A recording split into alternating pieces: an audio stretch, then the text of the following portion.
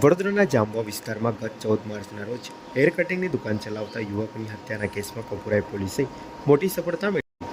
પોલીસે આ ગુનાના મુખ્ય આરોપી કિરણ જસુભાઈ ચાવડાની ધરપકડ કરી કાયદેસરની કાર્યવાહી હાથ ધરી છે.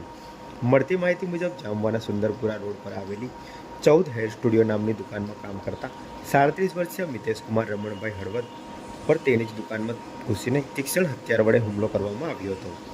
પાડોશમાં રહેતા આરોપી કિરણ ચાવડા સાથે દુકાન આગળ સામાન મૂકવા બાબતે અગાઉ બોલાચાલી થઈ હતી, જેની અદાવત રાખી આરોપીએ શનિવારે સાંજે આશરે 5 વાગે મિતેશ પર માથા અને છાતીના ભાગે જીવલેણ હુમલો કર્યો હતો. ગંભીર રીતે ઇજાગ્રસ્ત મિતેશનું એસએસજી હોસ્પિટલમાં સારવાર દરમિયાન મોત નીપજ્યું હતું. આ ઘટનાને પગલે વડોદરાના ઉચ્ચ અધિકારીઓના માર્ગદર્શન હેઠળ ક્રાઇમ બ્રાન્ચ અને કપુરાઈ પોલીસની ટીમોએ તપાસ શરૂ કરી હતી. આરોપી કિરણ ચાવડાએ પોલીસને ગેરમાર્ગે દોરવા પોતાનો મોબાઈલ ફોન સ્થળ પર જ મૂકીને ફરાર થઈ ગયો હતો, જેના કારણે તેને ટ્રેસ કરવો મુશ્કેલ બન્યો હતો.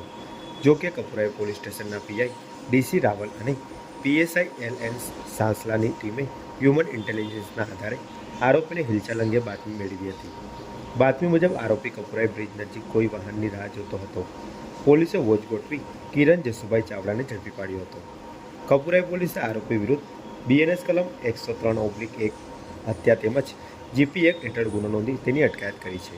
હાલ આરોપીના રિમાન્ડ મેળવવા માટે કાર્યવાહી હાથ ધરાઈ રહી છે, જેથી હત્યામાં વપરાયેલ હથિયાર અને અન્ય પુરાવા એકત્ર કરી શકાય.